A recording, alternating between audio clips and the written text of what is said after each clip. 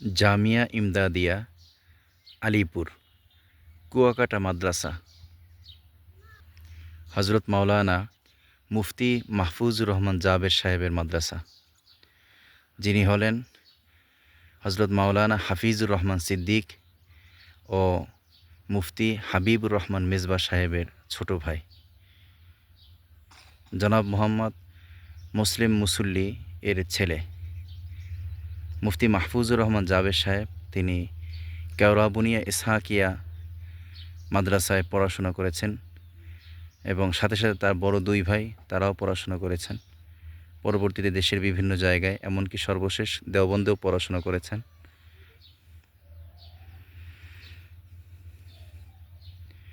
কুয়াকাটা এসেছিলাম একটু ঘোরার জন্য, দেখার জন্য, সাথে সাথে এখানেও আসলাম।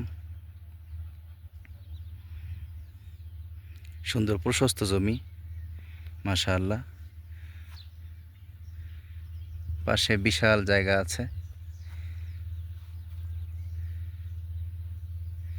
এখান থেকে এই যে ঢাকা টু কুয়াকাটা মহাসড়কের এই রাস্তার কিছু অংশ দেখা যাচ্ছে। ওই যে গাড়ি যাচ্ছে দেখা যায়।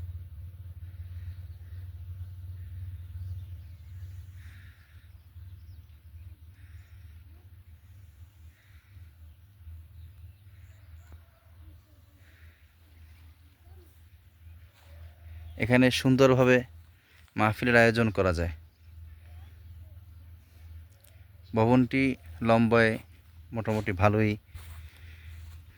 আয়তন নিয়ে করা হয়েছে, আর সম্ভবত ফাউন্ডেশন দিয়ে করা হয়েছে, যার কারণে কলমের রডগুলো দেখা যায়,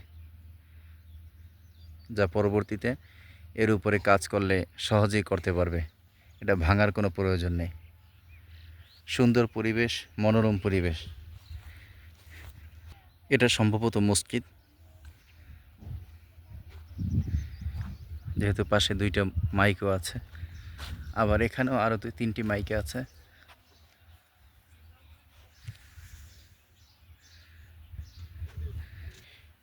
এই হলো মসজিদ।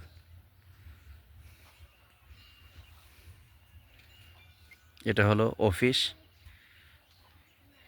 আরেকটা বিষয় লক্ষণীয়, যেখানে যে রাস্তা আছে, যে কোনো প্রাইভেট কার দুটি অনায়াসেই আসা যাওয়া করতে পারবে, একটি যাবে একটি আসবে। মহিপুর আলিপুর যে সেতু আছে, শেখ রাসেল সেতু, এই সেতু পার হওয়ার পরেই হাতের বাম দিকে, অর্থাৎ কেউ যদি ঢাকা থেকে আসে তাহলে হাতের বাম দিকে, আর যদি কুয়াকাটা থেকে আসে তাহলে হাতের ডান দিকে একটা সাইনবোর্ড আছে, ওখানে প্রবেশ করলেই হবে। সুন্দর রাস্তা।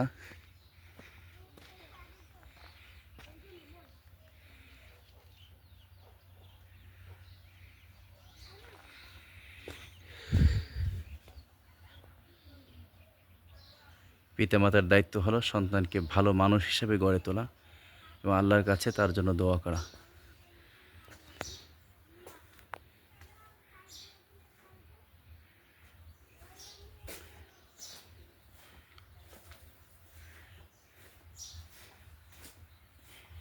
এটা হলো হিফজ বিভাগ।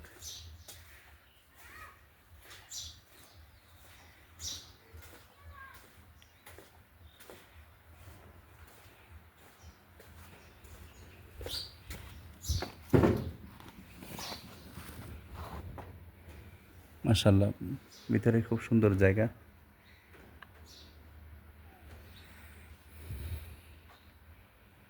এখানে ইচ্ছা করলে 2 সারি করে প্রায়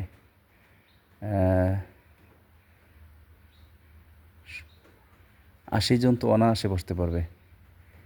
আর যদি কম করে বসে তাতে 60 জন সুন্দর করে বসতে পারবে। 80 জনই বসতে পারবে, একটু কষ্ট হবে না।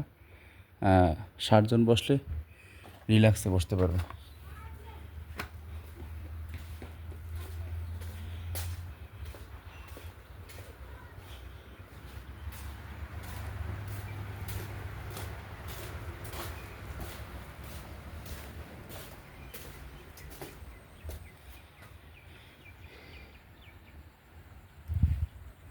এই হলো পেছনের সাইড।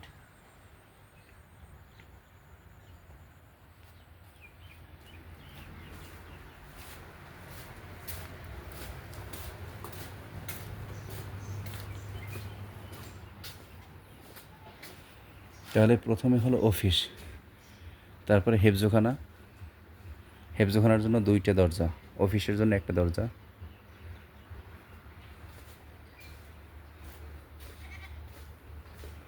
এটা হলো উপরে ওঠার জন্য সিঁড়ি। এখন তোর উপরে তলা নেই, যার কারণে ওঠার প্রয়োজন নেই।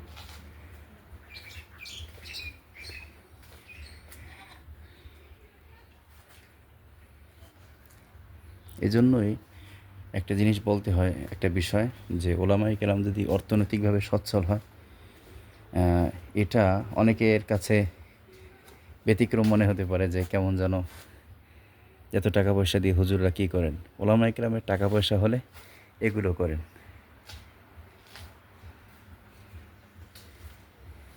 তাদের সবচেয়ে বড় একটা আশা থাকে তার দ্বারা দিনের কিছু খেদমত হোক, 2টা পয়সা যদি কোথাও থেকে পান, এই সমস্ত কাজই করে থাকেন।